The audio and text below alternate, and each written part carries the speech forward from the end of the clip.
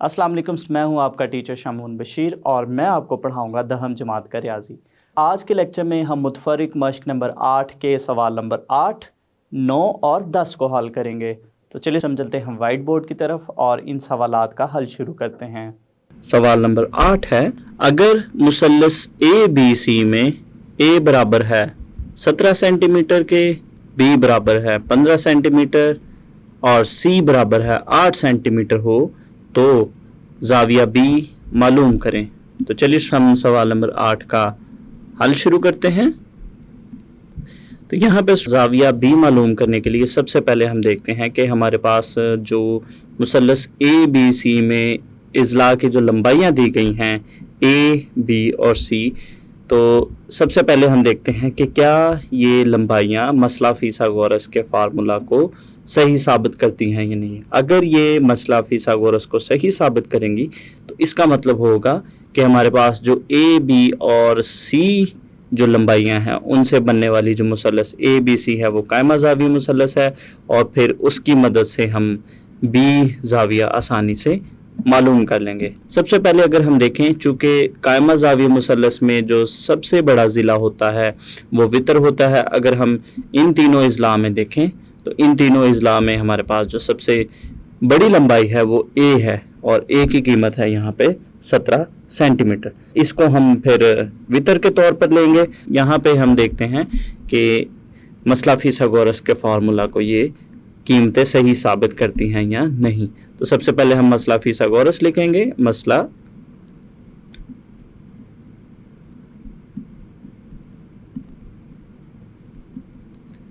फिसागोरस।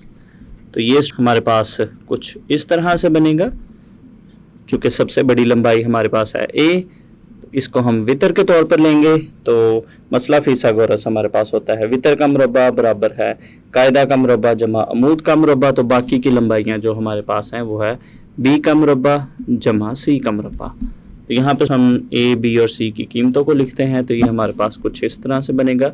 ए की कीमत हमारे पास है 17 का मुरब्बा, दूसरी जानिब हमारे पास बी है 15 का मुरब्बा जमा सी की कीमत हमारे पास है 8। तो ये हमारे पास बनेगा 8 का मुरब्बा। तो दोनों जानिब की कीमतों को हम हल करते हैं। तो 17 का मुरब्बा बनेगा 289 और दूसरी जानिब हमारे पास है 15 का मुरब्बा जो कि बनेगा 225 और 8 का मुरब्बा हमारे पास बनेगा 64। तो यहाँ से इसको करते हैं हम मज़ीद हल। तो ये हमारे पास बनेगा 289 बराबर है 225 और 64 को जमा करेंगे तो इनको जमा करने से हमारे पास आएगा 289। तो अगर हम इसको देखें तो हमारे पास दोनों जानिब जो है वो एक जैसे नंबर है। तो इसका मतलब है कि हमारे पास जो दी गई लंबाइयाँ थी ए बी और सी की कीमतें थी, ये चूँकि मसला फिसागोरस को सही साबित कर रही हैं। इसका मतलब है कि ये लंबाइयाँ हमारे पास एक कायमा ज़ाविया मुसल्लस बनाती हैं। तो चलिए फिर हम दी गई लंबाइयों के मुताबिक एक कायमा ज़ाविया मुसल्लस बनाते हैं और फिर हम ज़ाविया बी की कीमत मालूम करते हैं। तो ये हमने कायमा ज़ाविया मुसल्लस बना ली। तो यहाँ पे अगर हम देखें ये हमारे पास है ए रास बी और सी। ए के ऊपर 90 दर्जे का ज़ाविया बन रहा है और इसके बिल्कुल जो सामने का ज़िला है वो बनेगा ए, जो कि सबसे बड़ा ज़िला था जिसकी कीमत थी 17 सेंटीमीटर। इसी तरह से बी के सामने है बी और सी के सामने है सी और इनकी लंबाइयाँ हमारे पास थी। ए की कीमत हमारे पास थी 17, बी की कीमत थी 15 सेंटीमीटर और इसी तरह से जो सी है सी की कीमत हमारे पास थी 8 सेंटीमीटर।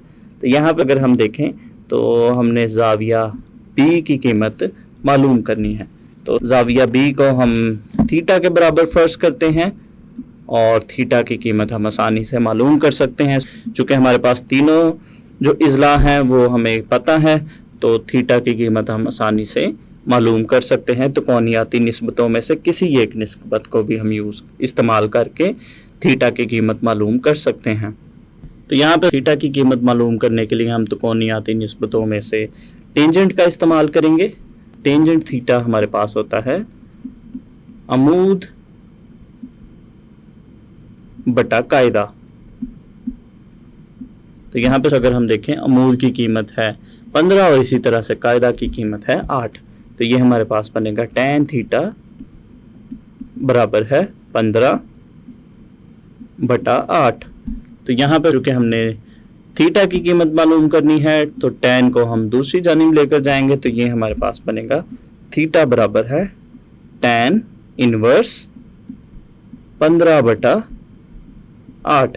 तो यहाँ पर हम 15 और 8 को तकसीम करेंगे और तकसीम करने पे जो नंबर आएगा उसका कैलकुलेटर की मदद से हम लेंगे tan इनवर्स, और tan इनवर्स लेने से हमारे पास जो थीटा ज़ाविया है वो आएगा तकरीबन 61.9 डिग्री के बराबर, जो कि हमारे पास ज़ाविया बी है। तो ज़ाविया बी की कीमत हमारे पास आ गई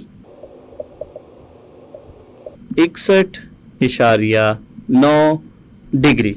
तो ये हमने सवाल नंबर 8 में मुसल्लस ए बी सी में इज़ला की कीमतें हमें दी गई थी और हमने ज़ाविया बी की कीमत मालूम करनी थी। तो ये हमने ज़ाविया बी की कीमत मालूम कर ली। तो इसके बाद हम करेंगे सवाल नंबर 9, और सवाल नंबर 9 है मुसल्लस के इज़ला 5 सेंटीमीटर, 7 सेंटीमीटर और 8 सेंटीमीटर हैं।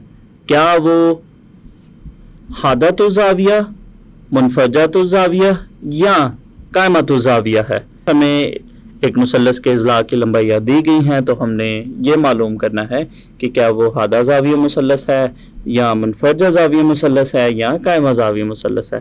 तो चलिए हम सवाल नंबर 9 का हल शुरू करते हैं। इस सवाल के हल से पहले मैं आपको 3 अहम बातें बताता चलूँ जिसको आप अच्छे से याद रखिएगा, ताकि हम इन क्वेश्चंस को या आगे कभी भी किसी चीज़ में इस चीज़ का इस्तेमाल हो तो हम आसानी से बता सकें कि इज़ला की लंबाइयों के लिहाज से मुसल्लस कब कायमा ज़ाविया मुसल्लस होती है, कब मुनफरजा ज़ाविया होती है और कब हादा ज़ाविया होती है। तो सबसे पहली बात है कि अगर किसी मुसल्लस के कोई से 2 इज़ला के मुरब्बों का जो मजमूआ है, अगर हमारे पास ए का मुरब्बा जमा बी का मुरब्बा बराबर हो सी के मुरब्बा का, या कोई से भी 2, मतलब 3 इज़ला हैं ए बी सी, तो कोई से 2 इज़ला के मुरब्बों का मजमूआ अगर तीसरे के बराबर होगा, तो अगर इस मसावात को जो इज़ला है वो साबित करेंगे तो तब जो इन इज़ला से बनने वाली मुसल्लस है वो होगी कायमतु ज़ाविया मुसल्लस। नंबर 2 अगर हम बात करें, अगर किसी मुसल्लस के 2 इज़ला की लंबाइयाँ, कोई से 2 इज़ला की लंबाइयों के मुरब्बों का मजमूआ अगर तीसरे ज़िला के मुरब्बा से जो है वो अगर कम होगा, अगर छोटा होगा, इस तरह से जो बनने वाली मुसल्लस है वो मुनफरजतु ज़ाविया मुसल्लस होगी।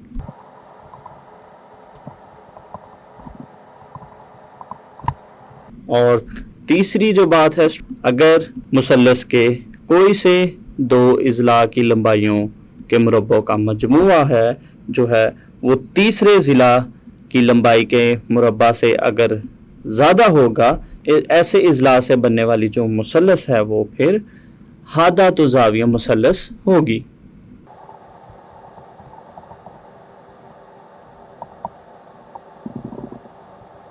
तो इन बातों को हम याद रखेंगे, और अगर मसावात नंबर 1 सही साबित हो रही होगी तो वो कायमतु ज़ाविया मुसल्लस होगी। इसी तरह से अगर 2 होगी तो मुनफरजतु ज़ाविया, और अगर तीसरी होगी तो वो होगी हादा ज़ाविया मुसल्लस।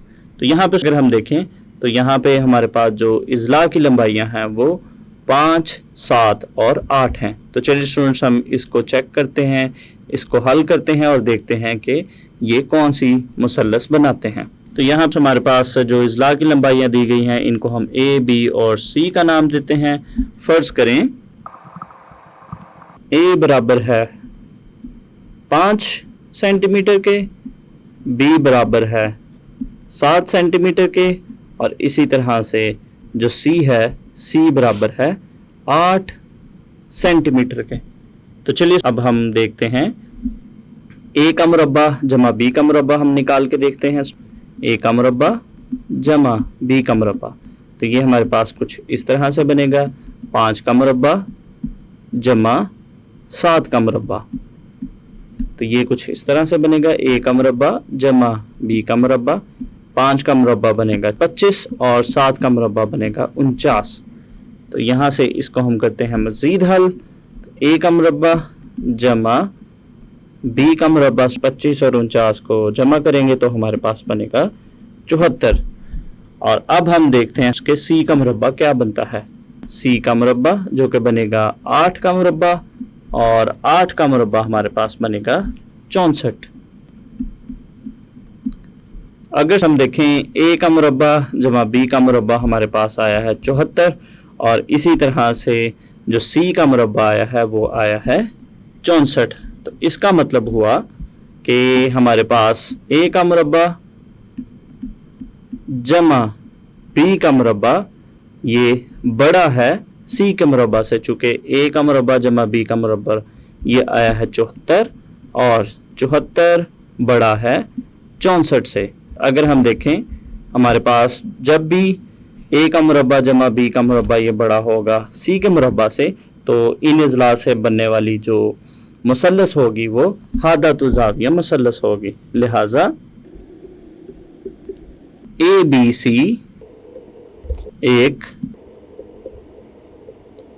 حادۃ الزاویہ مثلث بناتے ہیں. تو اس کے بعد ہم دیکھتے ہیں سوال نمبر 10, اور سوال نمبر 10 ہے مثلث کے اضلاع 8 سینٹی میٹر 15 سینٹی میٹر اور 17 سینٹی میٹر ہے, کیا وہ حادۃ الزاویہ منفجۃ الزاویہ یا قائمۃ الزاویہ مثلث ہے.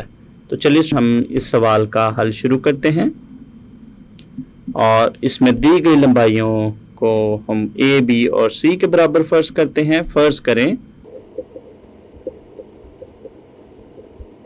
a برابر ہے 8 سینٹی میٹر کے, b برابر ہے 15 سینٹی میٹر کے, اور اسی طرح سے c برابر ہے 17 سینٹی میٹر کے. تو یہاں سے سب سے پہلے ہم a کا مربع جمع b کا مربع نکالتے ہیں. a کا مربع جمع b کا مربع, تو یہ ہمارے پاس کچھ اس طرح سے بنے گا 8 کا مربع جمع 15 کا مربع, اور اس مساوات کو ہم کرتے ہیں حل. 8 کا مربع بنے گا 64, 15 کا مربع 225. تو یہاں سے ہم ان کو جمع کریں گے, تو جمع کرنے سے ہمارے پاس a کا مربع جمع b کا مربع بنے گا 289. اس کے بعد ہم دیکھتے ہیں c کا مربع. c ہمارے پاس ہے 17. اب ہم نکالیں گے c کا مربع جو کہ بنے گا 17 کا مربع, اور 17 کا مربع ہمارے پاس ہوگا 289 کے برابر. تو c کا مربع آ گیا 289.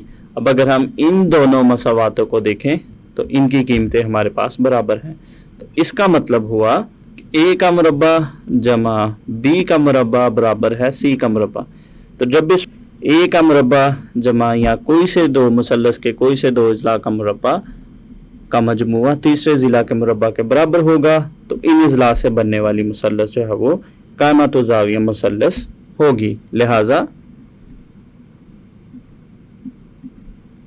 ABC ایک قائمۃ الزاویہ